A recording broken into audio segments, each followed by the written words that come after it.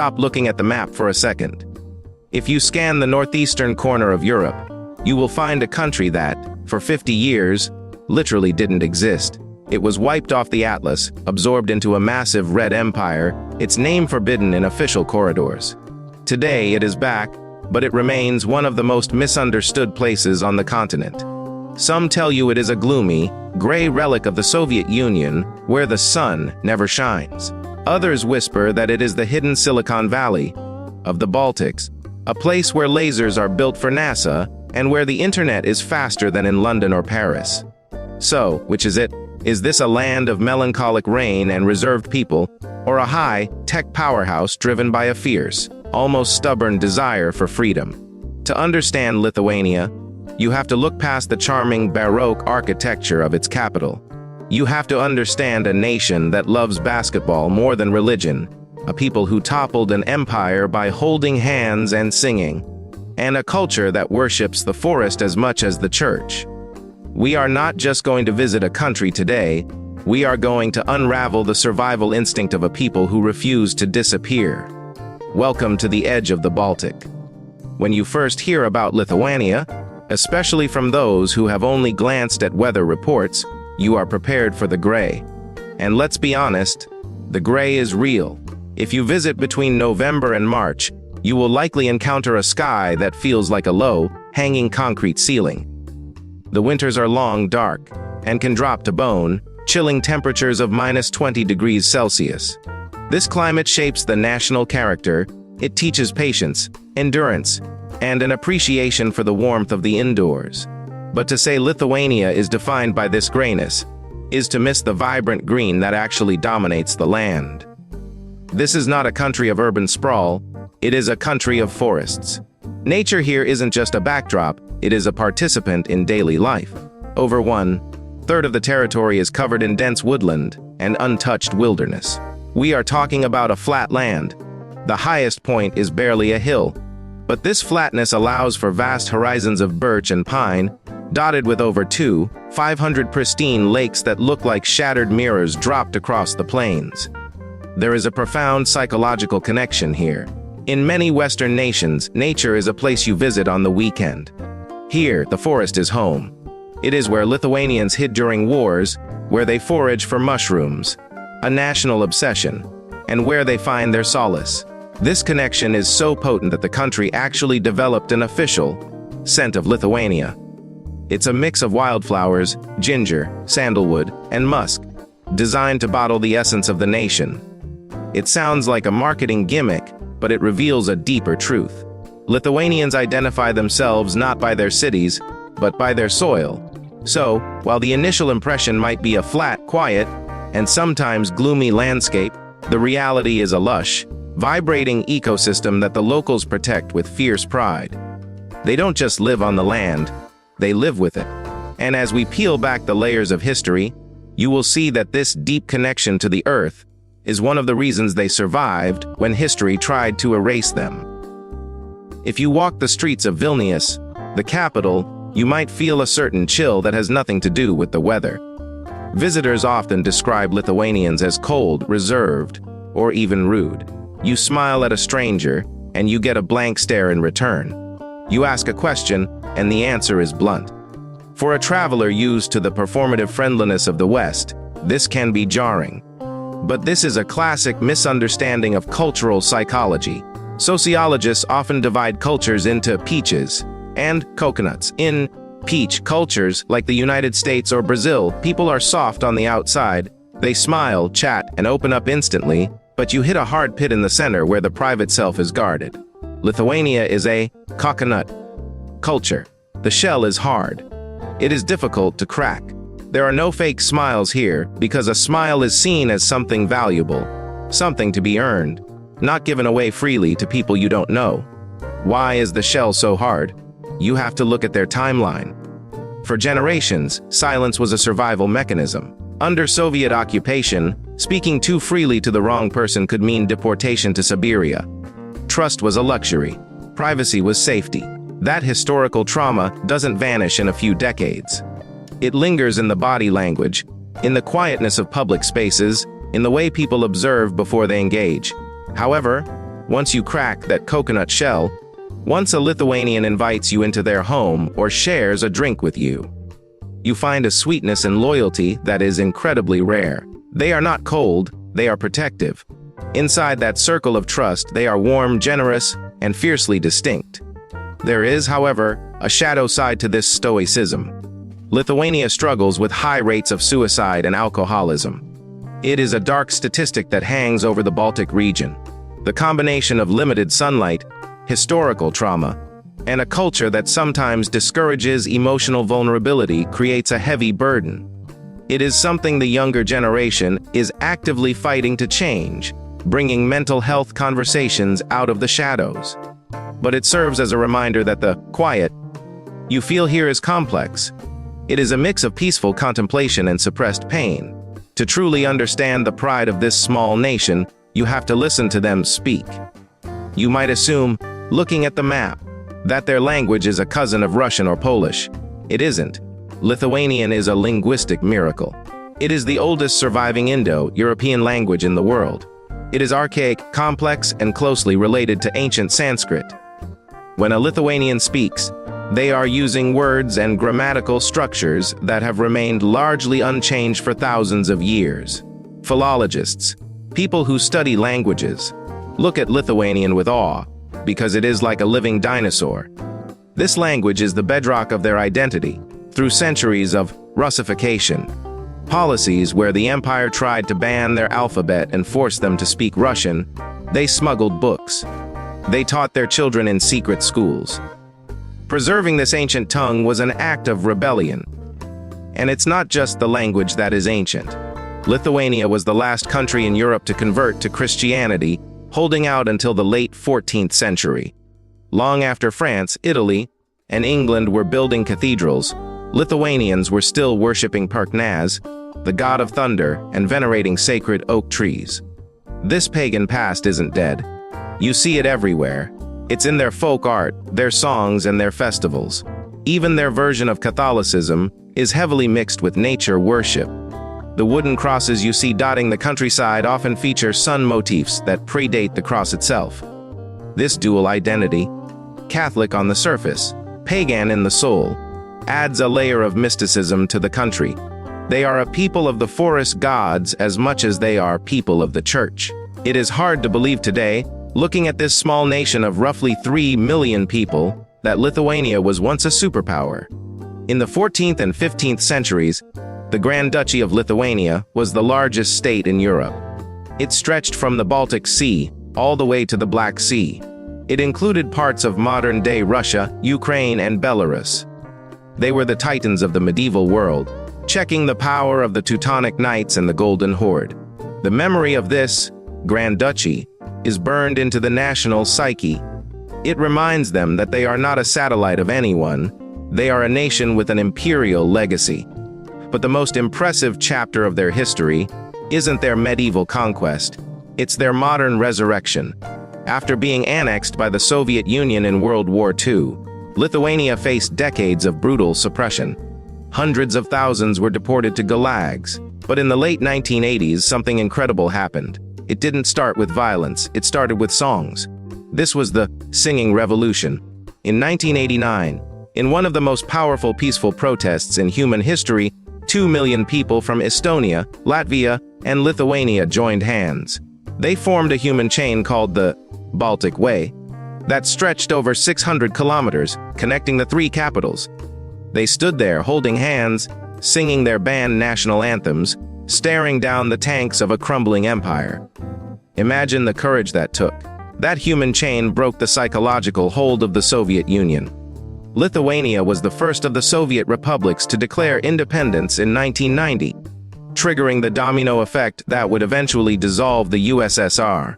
This spirit of resistance also explains their obsession with basketball. You might have heard that basketball is a second religion.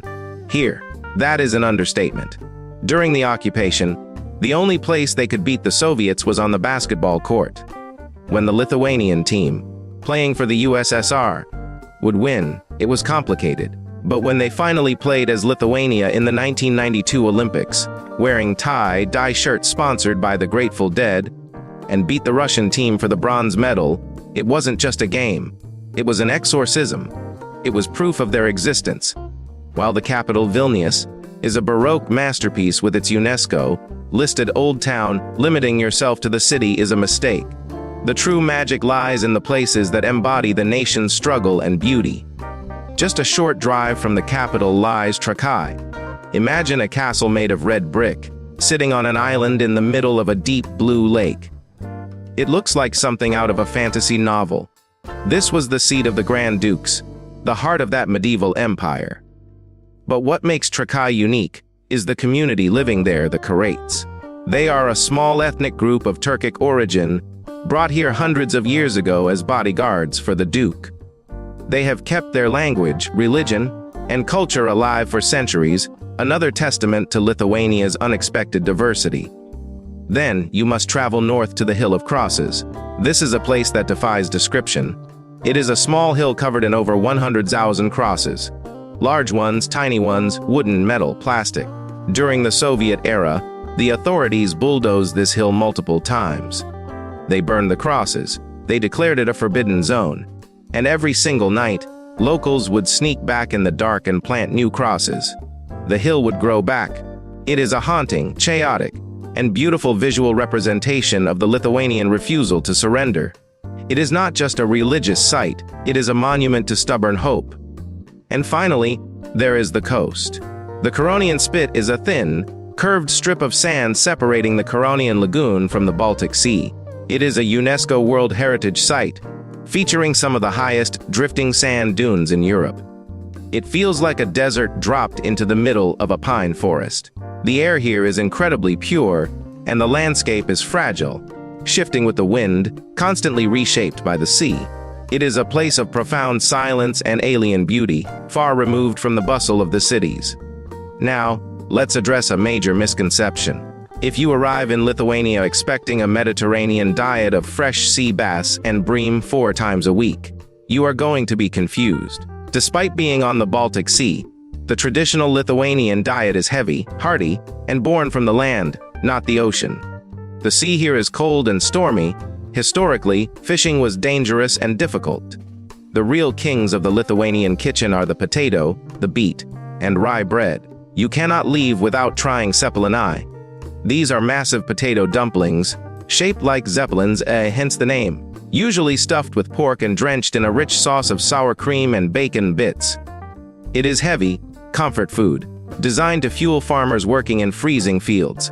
It is not delicate, but it is delicious. Then there is the visual icon of Lithuanian cuisine, altabardai, or cold beetroot soup. It is shocking pink, neon pink, made with kefir, beets, cucumbers, and dill, served cold with a side of hot boiled potatoes. It sounds strange, but on a summer day, it is incredibly refreshing. It has become a pop culture symbol with pink soap, festivals taking over the city streets. And we must mention the bread. Lithuanian dark rye bread is sacred. It is dense, sour, and moist. Traditionally, it was treated with immense respect. If you dropped a piece, you had to pick it up and kiss it. It is the flavor of home for any Lithuanian living abroad. So, forget the fancy grilled seafood platters. The soul of this food culture is earthy, fermented, and deeply satisfying. There is a contradictory narrative often told about Lithuania's economy. On one hand, you hear about the student economy, that the country survives only because of international students and EU subsidies. On the other, you hear it is an economic tiger. Let's clear this up. While the student population is vibrant and brings life to Vilnius, the idea that Lithuania is economically fragile is outdated. This country has pulled off an economic miracle. It is an advanced economy. According to the IMF, it has one of the best ease of doing business rankings in the world. You can set up a company here in 24 hours with an e-signature. But the real surprise is what they are selling. It's not just timber and cheese. Lithuania has quietly become a global hub for laser technology. If you look at high-tech lasers used by NASA, CRN, or major tech giants like IBM and Hitachi, there is a good chance the components were made here. They are world leaders in femtosecond lasers, ultra-fast lasers used in eye surgery and micro-machining. Furthermore, Vilnius is a massive fintech hub. It has more licensed fintech companies than almost anywhere else in the EU, second only to the UK before Brexit reshuffled the deck. And have you heard of Vinted, the second-hand clothing app? That's a Lithuanian unicorn. This is a country that pivoted from Soviet tractors to global tech startups in one generation. They even have a statue of Frank Zappa in the capital, a musician who never visited the country. Why? Because he symbolized the freedom of expression and the eccentricity that the new, modern Lithuania wanted to embrace. They are building a Silicon Valley with a bohemian soul. However, the growth isn't painless. The to Lithuanians problem is real. The cities are booming, driving Teslas and working in glass skyscrapers, while the rural villages are aging and emptying out. The gap between the tech-savvy youth and the pensioners left behind is stark. This brings us to the people who actually live here. You might have heard that Lithuania has a high ratio of women to men. This is true, though often exaggerated or misinterpreted. The gender imbalance is largely in the older generations, due to lower male life expectancy, often linked to the health issues and alcohol struggles we mentioned earlier, and high rates of emigration. For decades, the Lithuanian dream, for many, involved leaving. Young men, in particular, flocked to the UK, Ireland, and Scandinavia for higher wages. This brain drain left scars. It meant that for a long time, women became the backbone of domestic society. You will see women running businesses, driving buses, and dominating the education and medical sectors. Lithuanian women are incredibly well educated and resilient. They are often described as the stronger sex here, not just in numbers, but in capability. But the tide is turning. For the first time in years, more people are moving into Lithuania than leaving. The high quality of life, the booming tech sector, and the safety of the country are attracting the diaspora back home.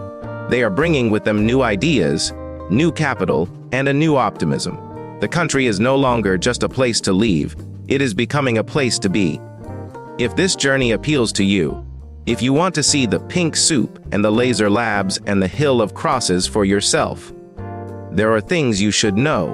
Getting here is easier than you think. As an EU member, the borders are open. You can fly directly into Vilnius or Kaunas, or take the bus from Riga. But once you are here, don't expect the bargain basement prices of 20 years ago.